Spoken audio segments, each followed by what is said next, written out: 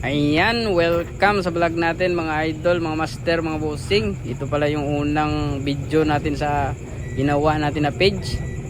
So hindi na tayo mag intro dito mga bossing. Diretso na tayo sa ginaayos ko na cellphone dyan. Ang model pala ng cellphone na ginaayos natin dyan ay Samsung A20s. Yan yung model nya. Kaya nakikita nyo naman dyan, ginatesting ko na yan kung mag display ba talaga. Yan kasi yung problema nyan, kahit anong ilagay na LCD dyan, hindi talaga mag-display, sabi ng nagbasa sa atin na technician. So dinagyan niya na daw yan ng 10 LCD, hindi pa rin mag-display. So problema niya na sana yan, pinasa pa sa atin. So dalawa na kaming ng problema nitong cellphone na ito. Hindi talaga marunong magsulo ng problema itong mga kasama natin ba. Damayin talaga ako sa problema. Ayan, ginagawa ko dyan, tanggalin ko yung kapasitor dyan, kay baka yung kapasitor yung shorted dyan. Kasi ang problema nyan, shorted yung supply ng LCD galing sa charging IC. Kasi yung charging IC nyan integrated na, so siya pa rin yung nagsusupply ng LCD. So ang supply nyan is BSP at saka BSN, ibig sabihin negative at saka positive yung supply nyan na 5.9 or 6 volts. So nakikita nyo dyan, ginatester ko yan kung shorted pa ba, kasi tinanggal ko yung kapasitor dyan. So hindi pa rin nakuha talaga, ganoon pa rin yung problema. Binalik ko na lang yung kapasitor para baka mawala pa, magpunta sa ibang dimension pa yung kapasitor, hindi natin mahanap. So ang susunod na gagawin ko dyan, tanggalin ko yung charging IC para malaman natin baka yung charging IC ang problema. So hula-hula at saka magic lang yung ginagawa natin dyan. Una, tanggal ko na yung charging IC. Ang gagawin natin yan, magpintok-pintok na naman tayo kung shorted ba. Kailangan talaga nakanganga yung mag-tester. Dapat talaga nakanganga pala. Ayan, nagtingin-tingin muna ako sa schematic para makita natin, makonfirm natin yung linya dyan, kung ano yung mga nakalagay na pyesa. So kinuha ko na yung may wagang pintok-pintok. Ayan yung may wagang pintok-pintok, DIY lang natin yan kasi hindi tayo makabili. Iwan ko ba? Ang mura-mura man lang sana yan, hindi tayo makabili ng ganyan. Yung short killer na tinatawag nila. So tawag ko dyan, may wagang pintok.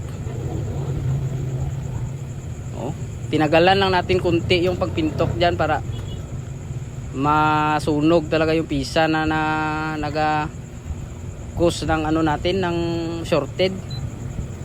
Pagpintok ko dyan, wala na shorted, kaya nag-confirm ako sa tester, baka yung tester yung problema.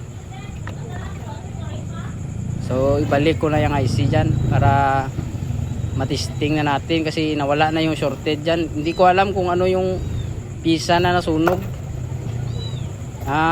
Nahirapan ako magbalik ng IC kasi hindi ko na yan ni-rebol. Pagtanggal ko yan, binalik ko agad, kay katamad na mag-rebol pa. Tapos pag ni-rebol mo, pagbalik mo, ganun pa rin, palpak pa rin, wala pa rin tayong magawa. Ayan, hula-hula lang at saka magic yung ginagawa natin dyan. Ganyan talaga maghawak ng hot air. Huwag nyo na lang pansinin yung mukha dyan na nakanganga, kay ganyan talaga yung technique ng mga technician pag nag-aayos ng cellphone. Nakanganga dapat para maayos. Kung hindi ka nakanganga, hindi mo talaga maayos yan. Ina-arrange ko yan, kay mahirap talaga i-arrange pag may bula sa ilalim at saka sa IC. Hindi na ako naglinis-linis, hindi na ako nag-rebol yan. Balik ko yung init ko dyan, wag nyo na alamin, kasi yung init ko dyan pang ano lang yan, pang amateur lang yung init ng hot air ko dyan, hindi yan pang professional. So kailangan talaga yung kamay, steady lang talaga yung kamay pag balik nyan, kay isang mali mo lang dyan baka matanggal lahat yung mga pisa na nakapalibot sa IC. Kaya nag-blower na ako dyan para maglamig.